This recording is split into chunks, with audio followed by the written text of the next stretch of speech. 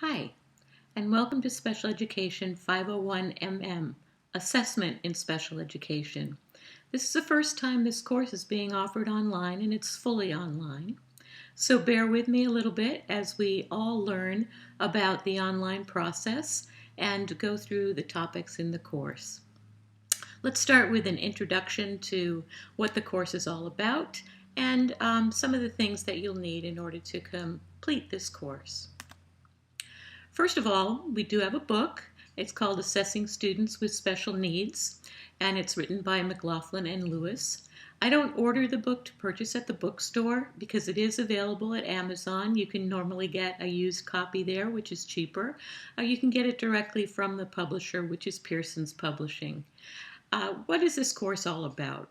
Well, you can read the description there. It's designed to provide you with a foundation for understanding the assessment process in special education. And as you may know, that's a really important process because it's the mechanism by which students get identified for special education services, and it's also the mechanism that keeps them there or determines when it's time for them to exit and go back to general education. This is a very intense course. It's designed for professional educators, and it's designed to help you become a leader in the field of assessment. I want you to know as much exiting this course as most psychologists who sit on IEP teams and talk about assessment would know. I want you to be the go-to person for families when their child is going through an assessment process. And I also want you to be a really knowledgeable classroom teacher or educational therapist, depending upon what your ultimate goal is, who knows about special education and assessment and who can keep parents informed about that process, as well as being a good assessor yourself in a classroom or ongoing with the students with whom you work to keep apprised of what their needs are and to determine the best course of action to help meet those needs. So we're going to look at the whole assessment process, the various methods and procedures, and we'll be talking about everything from standardized kinds of assessment to more classroom-based and informal tools. We'll talk about how decision-making is a process in assessment, and we'll talk about how that leads, the whole assessment process that is, leads to program planning for students, mostly students with mild to moderate disabilities.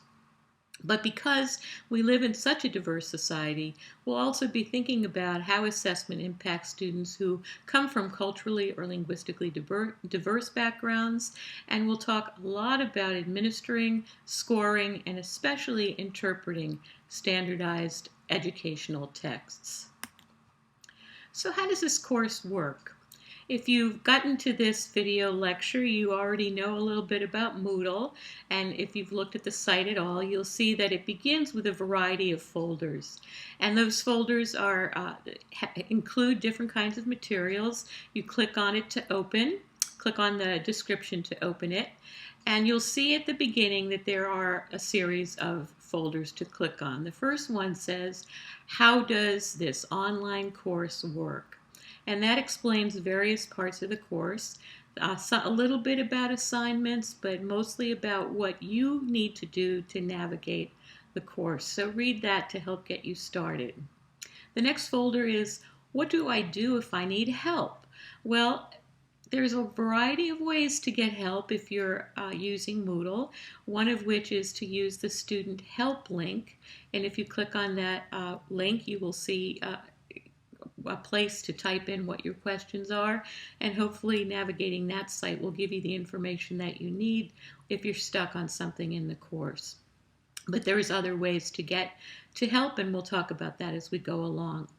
The next one is dates and readings and requirements. It's a chart, and that chart is basically a simple form of what week we're talking about, what are the readings and assignments for that week, and what's due.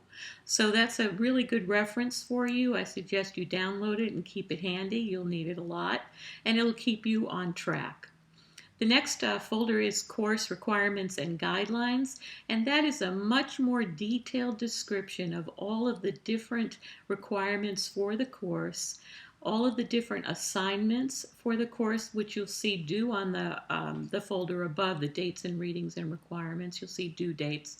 You'll also see the due dates on Moodle for each week. And there are also guidelines. In other words, there's usually an outline for any of the major assignments. And if you follow that outline, you'll be right on track to complete the assignment well. The next folder talks about introducing yourself, and I'm asking you to do that before September 5th. It tells you how to upload your photo, and it asks you to provide a brief description. Tell us a little bit about yourself. So, we won't meet in class, we won't meet in person, but this is one way for me to get to know a little bit about you, and for you to get to know a little bit about the other students as well. So you get used to their face, you'll know a little bit about what their interests are, and as we go along and you interact with them through some of the various course assignments, you'll at least have a face and a little bit of information to put to that interaction. The next folder is empty right now. It says questions and answers. It's a place where you can ask a question. So if you didn't find the answer to how to navigate this course, for example, when you looked at the student help, you can ask a question of me, and I will do my best to answer it. And from time to time, if you don't have a question, you might want to look at that question and answer folder, because maybe someone had a question that you hadn't thought of yet, and the answer will help you later on as you go along. And feel free to put an answer in. If you know an answer better than mine, or if you know an answer and I don't know it, please feel free to put your answer in. We'll all benefit from that. And after those folders, you'll see week by week topics. So every week there are various topics, and there will be readings on that topic. There will be video lectures on that topic, and just a regular PowerPoint if you prefer to look at information that way. And there'll be a number of activities for that week. Some of the activities are designed for you to do on your own, just to give you supplemental information about the things that we're talking about. So kind of some hands-on experiences, if you will. And some of the activities labeled topical activities are designed for you to complete and turn in. And the due dates for those activities are posted, and usually they're Sunday of that week. But sometimes if it's, for example, a discussion activity, you may need to post earlier in the week so that other students can read what you posted, and then you'll need to post a response to what other students have posted by Sunday of that week. So you'll see that, as I said, it will be listed in the week-by-week descriptions. So now let's talk a little bit about course requirements. I just was talking about topical activities, and topical activities are something that you'll see every week. They are discussions or specific activities. If it's an activity, you might have to download a worksheet, complete that, and then upload it for me to look at and grade. Those topical activities are worth 5 points each. If it's a discussion, your posting would be worth 3 points, and your responses to other students will be worth the additional 2 points. If it's a specific assignment that you work on independently, it will be worth 5 points. There are 10 of those topical activities, so that's a total of 50 points for that particular course requirement. There's also a midterm exam. It's the 8th week of the semester. You'll have an opportunity to use 3 hours to complete that midterm exam, and it will cover everything that we've covered in the course up until the midterm. So you'll want to be gathering your information as you go along. The week before the midterm, I have included a study guide for the topics that we've discussed through these video lectures, and I've also included a chapter study guide for the chapters in the book that you'll be required to have read and know about for the midterm. So once again, it'll be 3 hours. Once you start the midterm, you have to complete the midterm. You can't come back to it. So keep that in mind when you get to that point, and I'll remind you of it so that you don't get stuck. Now there's going to be 2 major assignments that are written assignments. Not that there aren't a lot of other ones, but the 2 major ones are a critique of a standardized test and an assessment project. Now I'm going to talk about those in more detail when we get to the next slide. So let me defer that for now. But again, there's a format for that on Moodle under the folder that talks about the course requirements.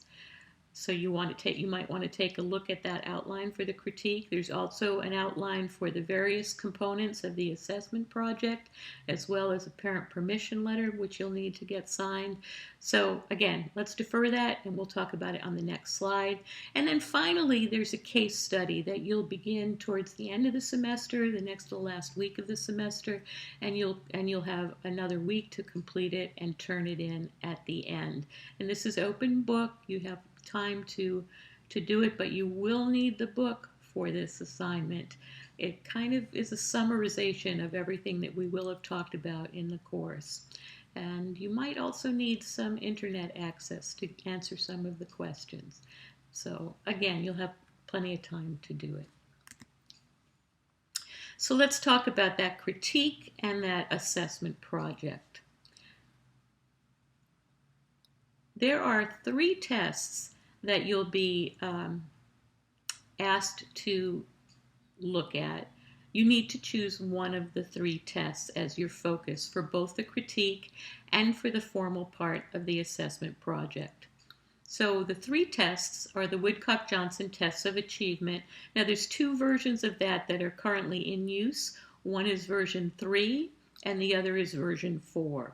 We have version 4 in the assessment lab on campus, the Burke Assessment Lab, which is over in the Credential Office building. You are allowed to borrow that test if you're a student in this class, and you're allowed to keep it for a week. So if you don't have access to tests yourself, you can get any one of these 3 tests actually from the assessment lab. But because this is an online course, I'm assuming that you have access either through your school or through your agency to one of these tests. So hopefully you do. To make it easy on yourself, choose the one that you have access to. Don't try to do something new. And if you're doing something new, any one of these 3 are good examples of tests that are widely used in the field of special education and educational therapy. I personally like the Wyatt, the Wechsler Individual Achievement Test, but the Woodcock-Johnson is very popular, as is the Kaufman Test of Educational Achievement. So you're going to be asked to choose one of those 3 tests to focus on for your critique and for the formal part of the assessment project. So let me give you an example. Let's say I choose the Wechsler, the Wyatt test. And by the way, there's 2 versions of that too. There's the 2 and the 3, as well as for the Kaufman, there's the 2 and the 3. I don't care which one you choose. It's up to you, whatever you have access to. The newest versions, which it would be the 3s, are available in the assessment lab. So I'm going to choose the Wechsler, let's say. I'm going to take that test out of the lab and I'm going to take a look at it. First of all, I'm going to read the technical manual of that test, and that's very important. A lot of times we neglect that. Make sure if you have to borrow the test or if you're using it from your agency that you have access to the technical manual. For the Woodcock-Johnson, that's online. So when you borrow the test, if you borrow it, you'll need an access code for that. If you're using it from your agency or school, you'll need to make sure they have an access code for that. So you'll look through the technical manual. And you'll be looking at the technical manual to identify 3 important aspects of the test. That is validity, reliability, and the normative population, the population on whom that test was normed. It gives us a basis for scoring any student that we choose to give the test to. The technical manuals tend to be very thick. They have a lot of information in them, and it's kind of tough information to interpret. But rest assured, we are going to spend time in class talking about those 3 features that you'll find in the technical manual: validity, reliability, and the normative population. And you'll know what those things mean by the time you have to do the critique assignment. And you'll also know exactly what to look for and how to summarize that in your own critique. So again, I'm doing the Wechsler, the Wyatt, and I'm looking through the technical manual and I'm getting information about validity, reliability, and the norm reference population. And following the critique outline that's available for you on Moodle, I'm going to I'm going to write up my critique of the Wyatt. And then I'm going to keep the Wyatt for a little while longer once I finish that assignment because I'm going to use the Wyatt in a hands-on experience assessing a child who has or is suspected of having special needs. So this might be a child from your agency, it might be a child in your school or classroom, might be a neighbor's child. The idea is to find a child who will be the focus of now both your formal testing, which you'll, in my case, I'd be using the Wyatt for, and your informal testing. And we'll be talking about those two things throughout the class, so you'll know more about it. And again, there's a format for the formal test report and a format for the informal test report available for you on Moodle. You will be using the test to test a child and writing up a report about it. So again, I'm using the Wyatt. So I'm going to test a child and I'm going to use the test in 3 areas. All of these tests cover these 3 areas, by the way, and that's looking at reading, looking at math, and looking at writing skills. So each of these tests have various subtests, either 2 subtests or 3 subtests in each area. So, for example, 3 subtests in reading, 3 subtests in math, 3 subtests in writing. And I'm using the Wyatt, I'm going to give all of those subtests and score them. And we'll be talking about how to do that as we go along, what the best way to do that as we go along is. But as I give the test, I'm going to be recording the student's errors. This is very important because I want to know what the student did wrong when it comes time for me to actually look at the results. So I'm going to be writing that down as I give the test. And then after I've given the test, I'm going to score it and I'm going to conduct an error analysis of one of the set of subtests. So let's say in my case, I'm using the Wyatt and I look at the results of the test and I see that my student scored the poorest in the area of reading.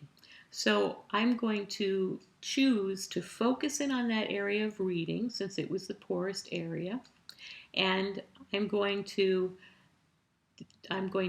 look very closely at that area. That's the area, because it's the lowest, I'm going to do an error analysis of. This is a term we'll be talking about in class, so don't worry about it if you're not sure about what that means yet, because you'll know what it means before you have to actually do it. So I'm going to do an error analysis of that area, in my case reading, and based on that error analysis, I'm going to choose something to focus on for my informal testing.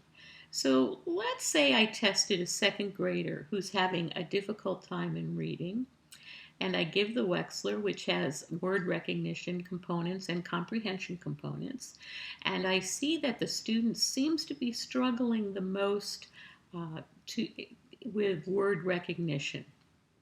And in doing an error analysis of these different components of reading, I see that the child seemed to have missed words that have CVCV kinds of patterns. So I'm looking at that and I'm seeing that the child has a difficulty with long vowels, basically. That's my hunch.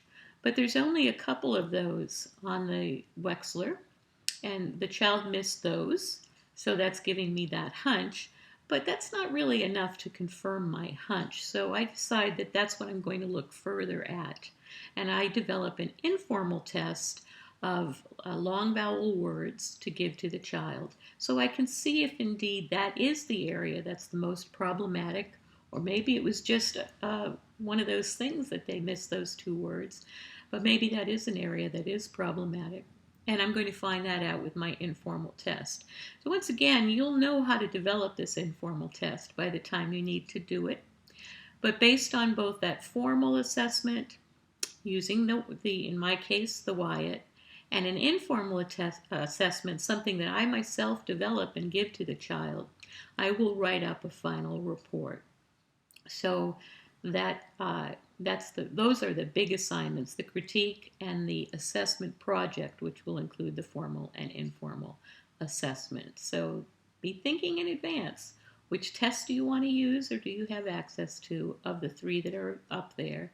And also, is there a child that you have access to? And if you have problems with either one of those things, finding a test or finding a child, please get in touch with me and I'll do my best to help you. And questions about this can also be addressed in questions and answers, so don't be afraid to ask. So now let's talk a little bit about assessment. And I'm going to pause here, and I'm going to ask you to pause here, because if you haven't done so already, what I would like you to do is to read the 3 short articles that are on Moodle, and also look at the YouTube video. It's a little risque, it's a funny video, but it really gives you an interesting background on assessment and why it is important. So if you haven't done so already, please take a look at those and then come back to this video lecture on this slide, slide number 6, assessment as a formidable task. So assuming that you've looked at those, let's start talking about the process of assessment and why it's important and why it's hard to do. And I hope you're already thinking about assessment as a formidable task after looking at those articles and the video. Let's talk about the critical importance of assessment today. The video, I think, leads you to understand that a little bit on a large scale, and that's what the video and the articles are focused on. They're focused on large-scale assessment, the kind that evaluates the progress of large groups of students in classrooms, in schools, and in districts and states across the country. And we all are aware of the high-stakes assessment that's going on today.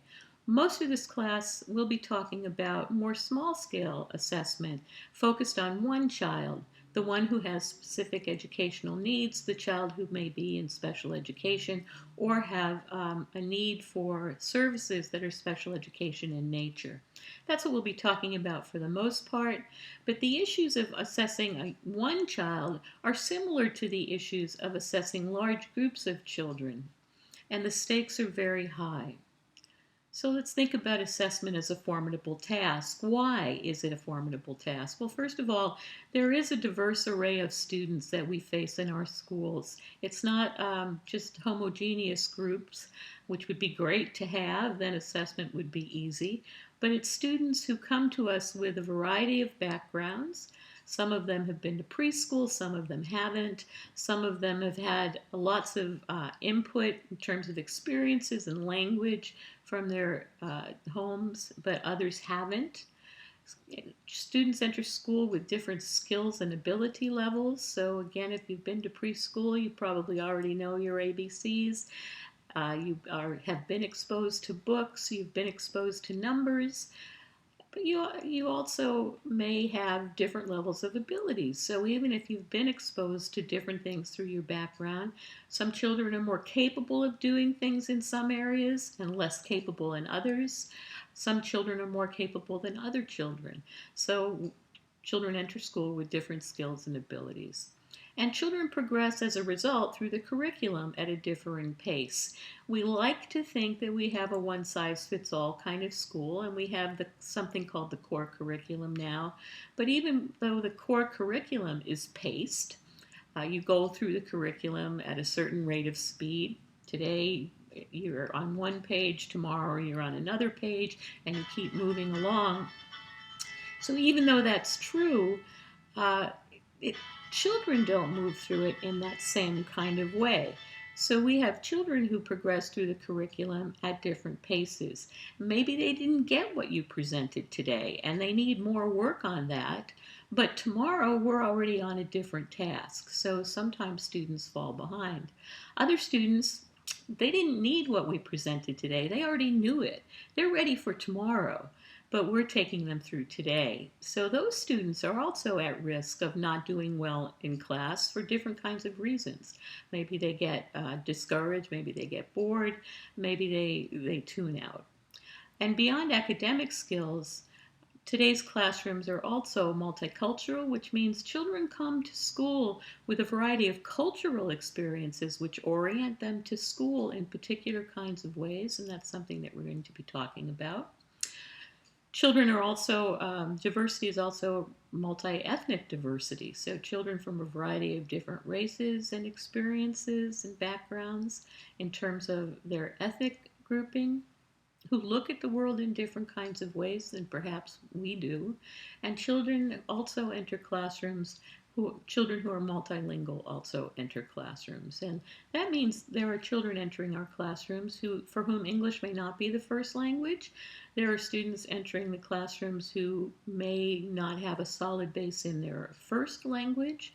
There are, in terms of multilingualism, there are students who know nothing about English and are just beginning to learn it. And there are students who are more bilingual and capable of talking in both languages equally well, but may not have the academic skills in both languages. So that's a lot of stuff to look at. And yet our task is to try to place them all on the same page and somehow measure their progress with similar tools and procedures designed as a one-size-fits-all. Well, there is no one-size-fits-all. So that's something to really think about. There's no one-size-fits-all curriculum, and there's no one-size-fits-all assessment either. When we talk about special education, we're talking about students who by definition don't fit the mold.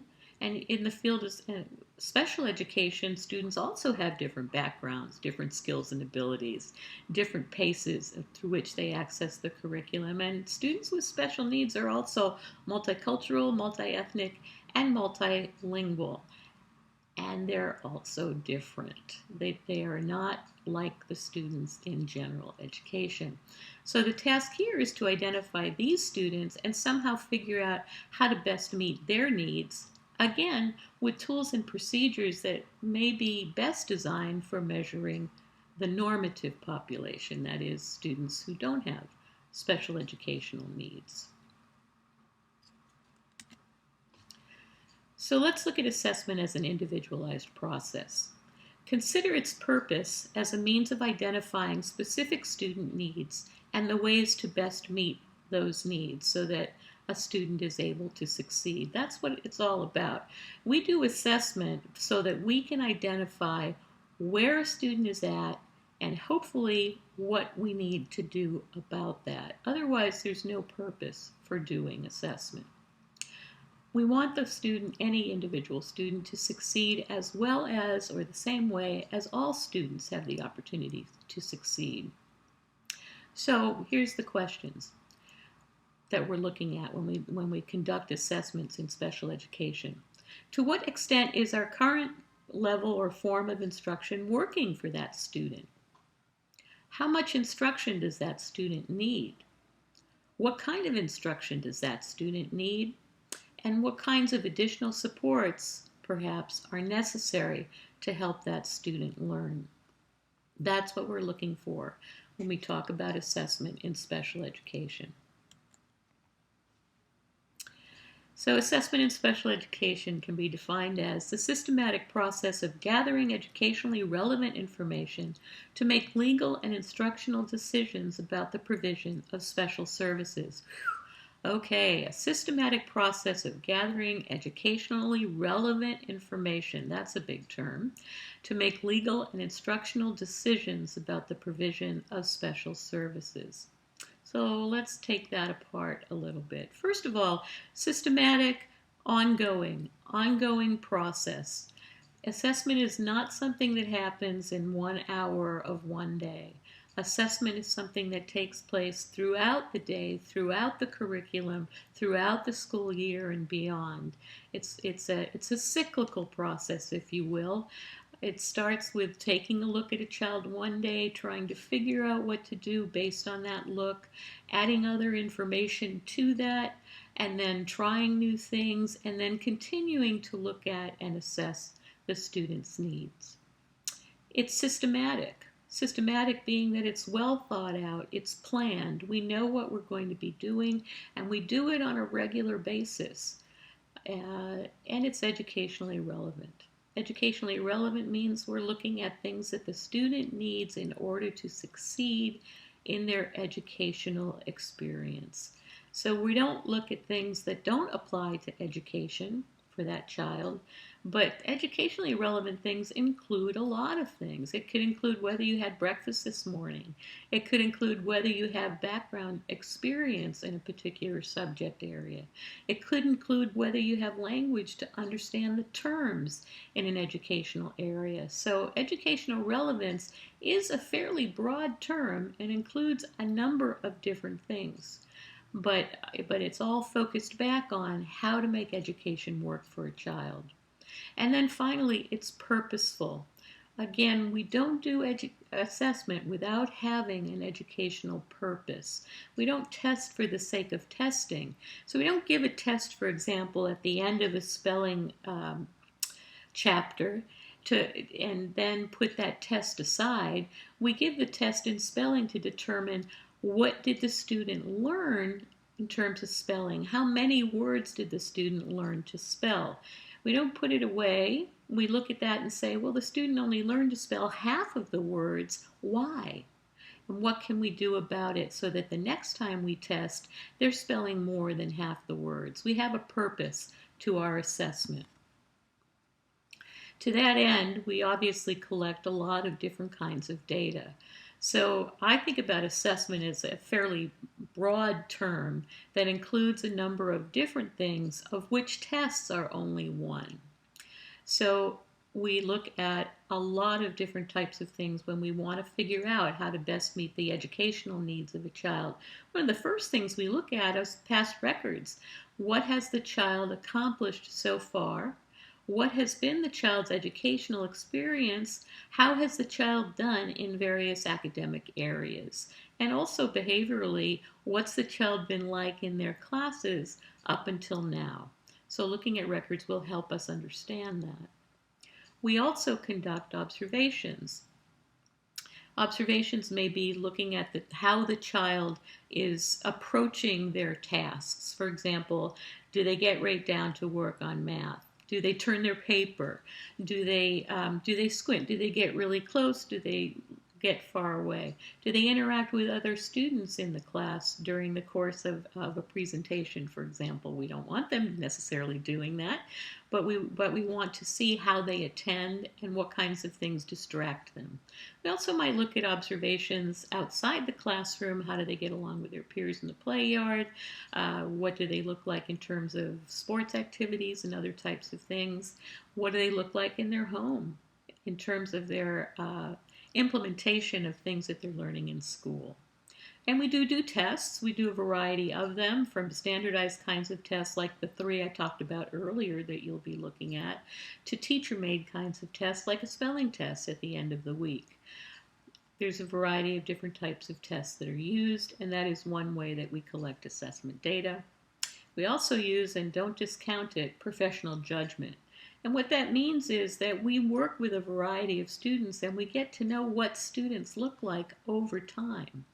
We can look at a given child against our professional knowledge of other children and our professional expectations of what children at a particular age or grade level might be doing or might be needing to do.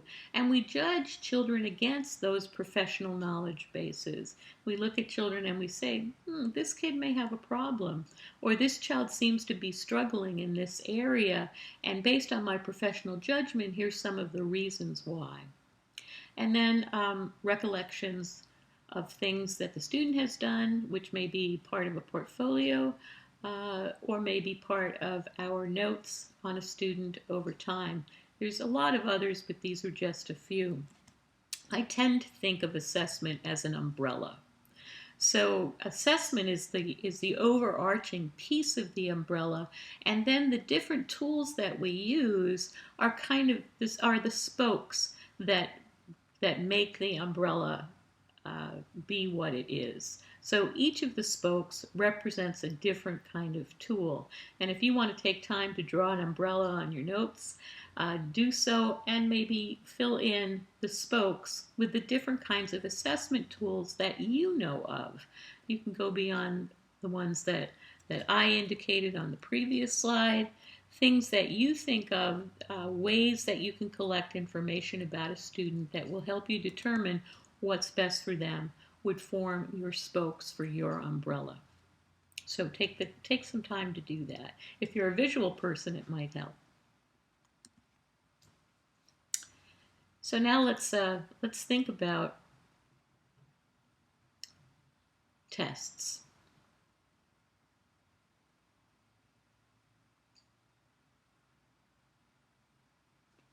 What's the purpose of assessment? There are four major purposes. One is identification and referral. And identification and referral really starts the process of assessment if we're talking about special education. And by the way, these purposes of assessment really are tied to special education. So identification and referral, we are asking, is there a school performance problem? And I think that's a really important aspect or purpose of assessment because that is where it starts. How do we start that identification and referral process? It usually starts in a classroom. And that's when a teacher, using professional judgment, looks at a child and says, this child is not performing as expected. This child is not doing well as other children in the class are doing. This child looks like a child that may need some extra help. Is there a school performance problem? The teacher is asking that question and saying, if they're looking at identification and referral, they're saying, yeah, I think so. But that's not enough. They look at the potential of a problem. The identification usually includes some form of screening. So if you're thinking about what kinds of tools are used in the identification and referral process, the kinds of tools that are used in that process are called screening measures. Now, screening measures can be something formal, like a quick test, and some tests have actually screening options so that you can use a shortened form of a test to screen a child to indicate, well, maybe there is a problem in this area that needs further testing. So we can use tests for screening. But we also use, again, our professional judgment. I'm observing the child, and I'm thinking, based on those observations and my judgment, that something might be wrong. Something might be, some part of the child might be in need of help. And we all are able to do screening. Parents do screening. Parents compare their children to other children that they've had or other children in the neighborhood.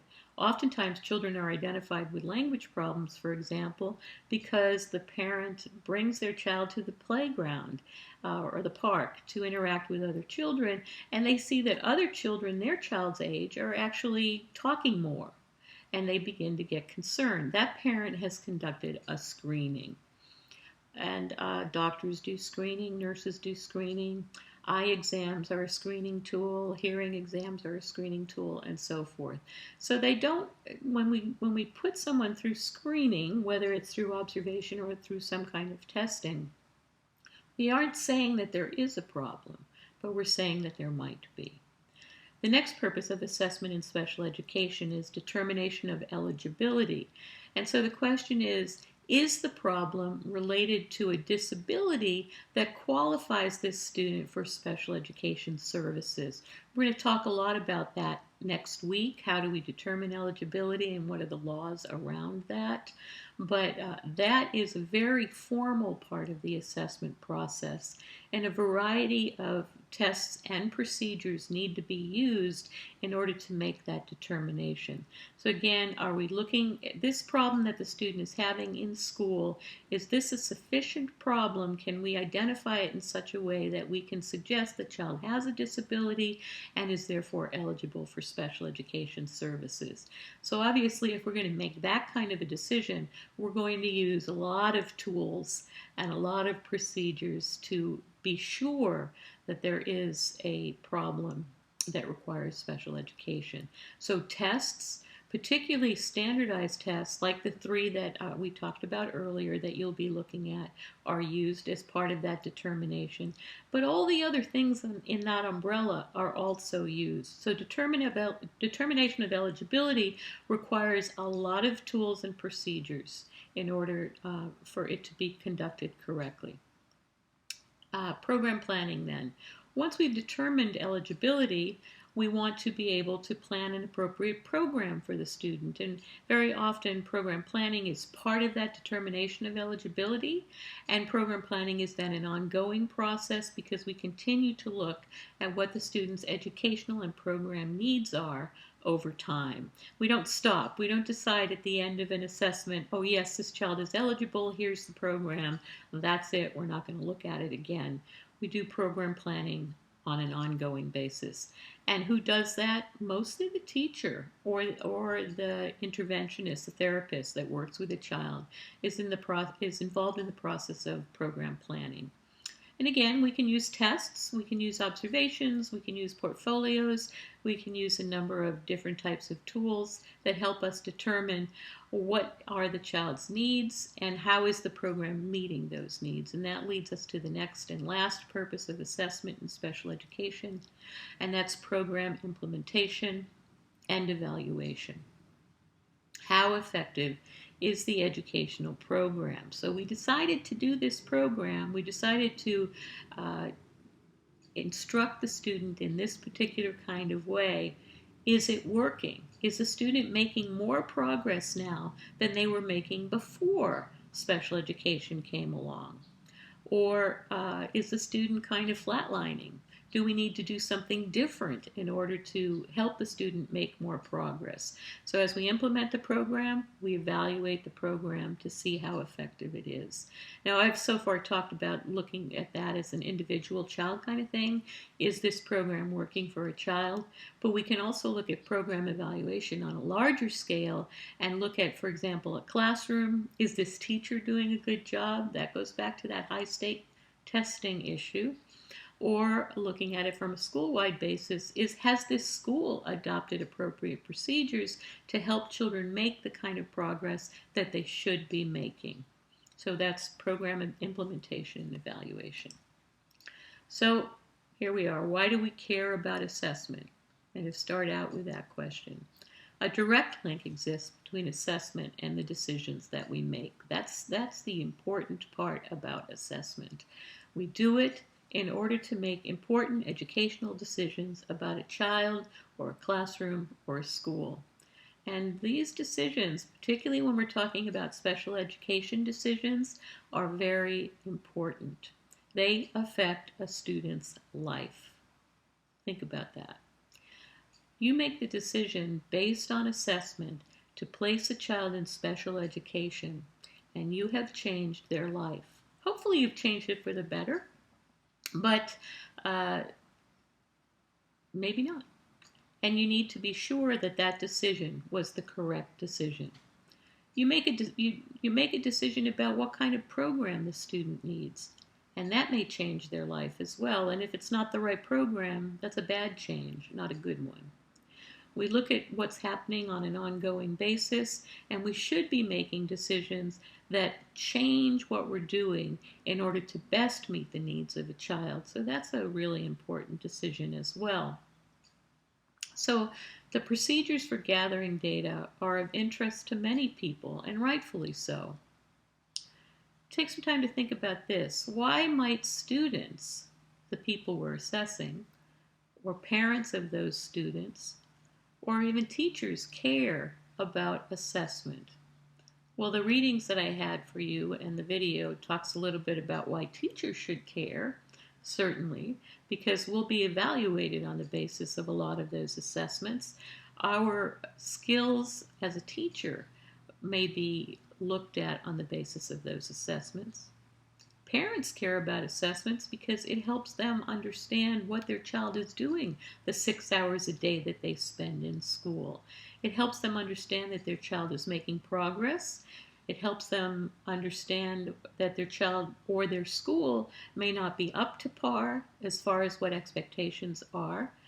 And it helps them sometimes look for new programs and new schools and new experiences for their students. It's their way of monitoring the educational process.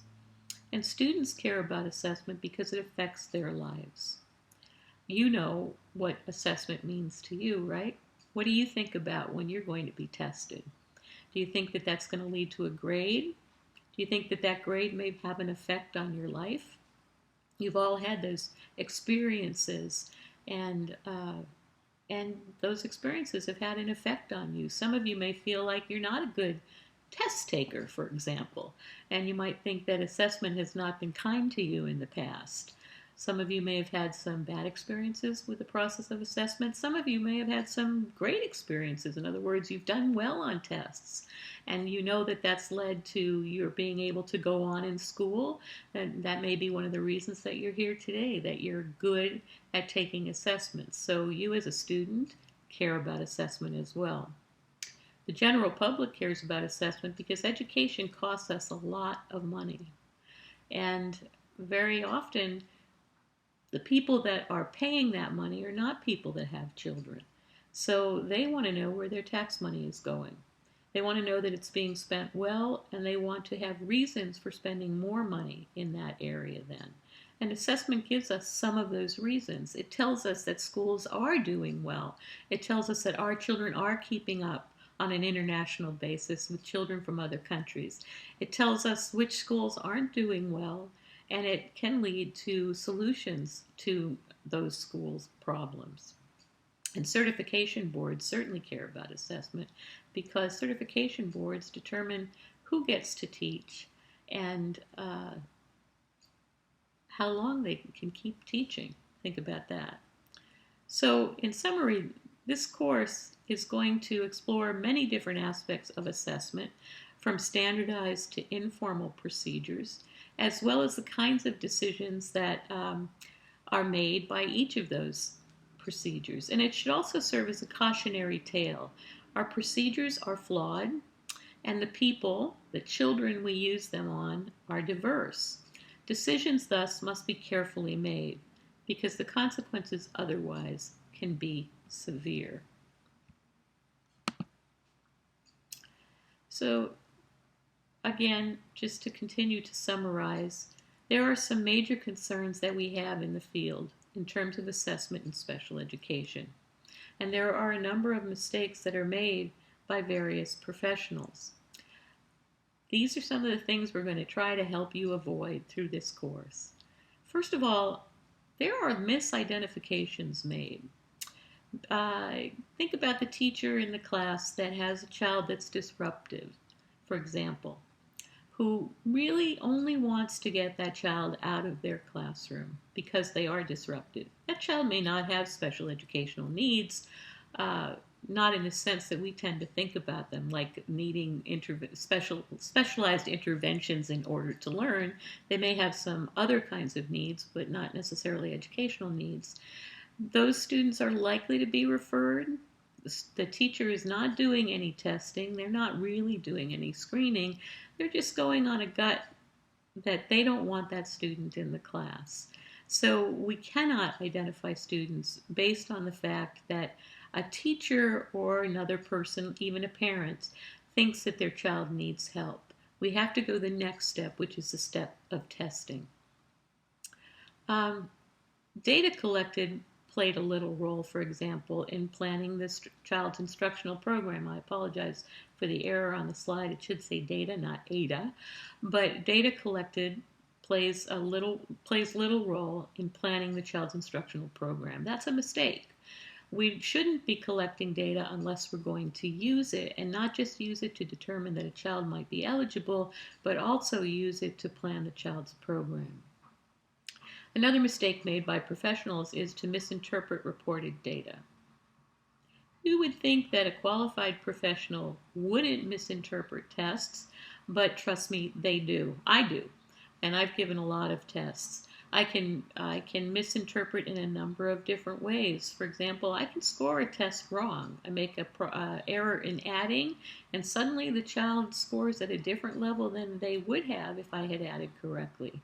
I make a mistake in interpreting what a child's error means. So I have a hunch that it means one thing, and I don't take the next step of trying to verify that hunch. And in fact, it didn't mean that one thing, it meant something else. Uh, so misinterpretations can happen. We can choose poor quality instruments. By the end of this class, you will know how to choose a quality instrument. But you know how instruments are very often chosen by agencies or schools? It's something called consumer validation. The principal of a school calls up the principal of another school and says, "What test are you using for whatever?" And they say, "Well, we use the XYZ test." And so suddenly now that's the other school is using the XYZ test. They don't know whether it's good or not. You'll know by the time you're done. But they've chosen it anyway because someone said it was okay. So we don't want to choose poor quality instruments because they give poor quality results. Garbage in, garbage out.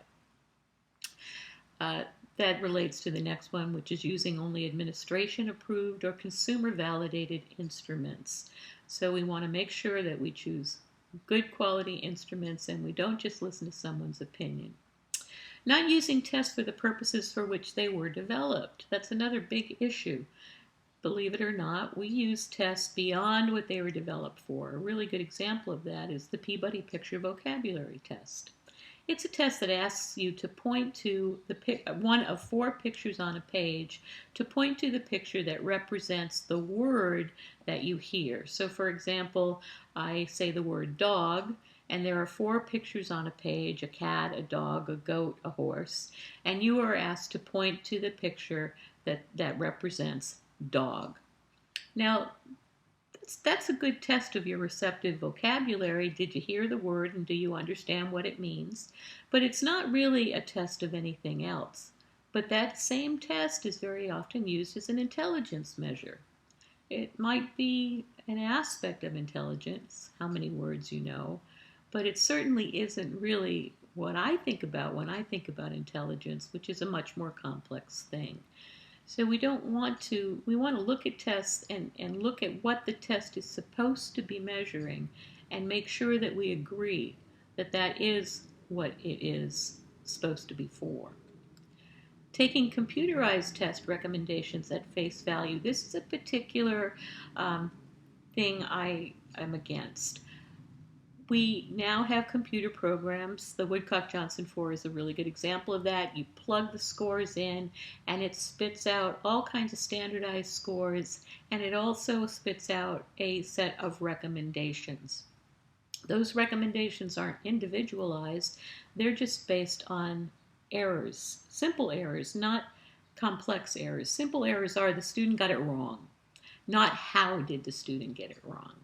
So the computer can look at question number 3 and say the student got this wrong, and they can tell you that question number 3 asked the student to decode a CVCV word and make a recommendation that the student needs to learn how to do that.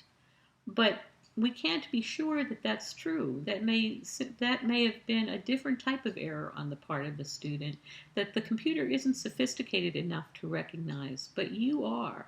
Which is why I'm going to ask you to be doing error analyses as we go along, taking a real careful look at not only what did the student get wrong, but how did they get it wrong. So I like to go beyond computer recommendations. Now, using quick and dirty assessments. I used to use a test for this class called the RAT, the Wide Range Achievement Test. It's aptly named because it's one of those quick and dirty assessments. In about 15 minutes time, I can assess a student using the RAT in reading, math, and writing. I'm pausing here because you should be asking the question, how can I find out a lot of information about a student in 3 areas in 15 minutes time? Well, you can't. How does the RAT assess reading? It asks the students to read a word list. Now, you all know that reading is much more than that. How does the test assess math? It asks the students to complete a worksheet with a number of math problems on it. And we all know that math is much more than that. And by the way, it goes up to about ninth grade math, and yet it purports to be good for students all the way through high school. How does it assess writing skills? It asks the students to take a spelling test. Again, writing is much more than that. So a quick and dirty assessment is not going to give us enough information about a student to make eligibility and program decisions. Failure to establish effective rapport with the examinee. Big skill of an assessor is to be able to establish rapport. And I've seen a number of cases where a school psychologist or an educational therapist or a teacher goes up to a student, introduces himself, and says, "Come with me, we're going to do some testing." How would you feel? I would feel suspect and a little bit nervous and a lot of other negative kinds of emotions if someone did that to me. I want to know who that person is. I want to know that they know something about me. I want them to make me feel comfortable. So it is important that an examiner establish rapport. Not all people do. Failure to document the meaningful behaviors of a student during the examination. That's important as well, because it's not just what the student does on the test. Did they get the word right or wrong, for example? But it's how did they do it? Did they have to hold the page up close to their face in order to read the words? Did they start to hesitate as the words got more and more difficult? Did they look to you for help? Did they try to decode the word, or did they just say, "I don't know"? So did they tap their leg as things got harder? Lots of different behaviors that the student exhibits that have nothing to do with the answer that they gave give us important information about that student that will inform on the test. Failure to adhere to the administration rules. Every one of the standardized tests that we'll talk about in class and that are discussed in the book, of the three that you'll be looking at, have specific rules on how to administer it. If you violate those rules, you have violated the scoring of that test. You have given false results. So how do you adhere, or how do you violate adhering to administration rules? You give the student hints that you're not supposed to give. You let your eyes travel to the correct answer on a page. Believe me, students can see that. You give some students the benefit of the doubt and assume they knew it even if they didn't, because you knew that student and you know they knew it, even though they didn't answer it correctly when you were giving the test. Lots of different ways to fail to adhere to the rules. Making scoring errors can happen. And again, I've mentioned you can add things incorrectly, but if you look at the manuals for a test, there are so many different pages of how to score and so many different tables that you may need to look at that are based on age or grade or other kinds of things, that it's easy to make errors. And making errors means that we are making incorrect interpretations about a student. So hopefully you'll be able to spot errors based on what you know about a test by the end of this class. And then also ineffectively interpreting assessment results. I want to make you good at doing that so that you can make the best educational use of an assessment tool that you possibly can. So don't forget to complete topical activity number 1 for this week. It's a discussion activity, so you'll need to post your thoughts on the questions that are posed by Thursday, September 1st, and you'll need to post your responses to 2 of your fellow students' postings by Sunday, September 4th, if you want to receive credit for this assignment. I don't give credit for assignments that are posted past the due date and time, so pay attention to that. Next week, we're going to be discussing laws that are associated with assessment for special education eligibility, so think ahead. You need to do some reading for next week. There's readings that are there. There's also a website to explore. It's the IDEA website. I think the directions on how to get there are pretty clear, but you click on the link to IDEA. You'll get a page that says Part B and Part C. You want to click on Part B and then follow the rest of my directions from there and explore that. You don't have to read everything, but read some of what's on there so you have an idea of how to access information about the laws. I will be presenting another lecture next week along with a PowerPoint about the laws associated with assessment. Remember, you are the parent and student advocate when you sit at an IEP. So you need to know about those things. And of course, there'll be another topical activity. So that's it for this week, and I will look forward to looking at your responses to the questions and the topical activity, and I'll look forward to you coming back next week.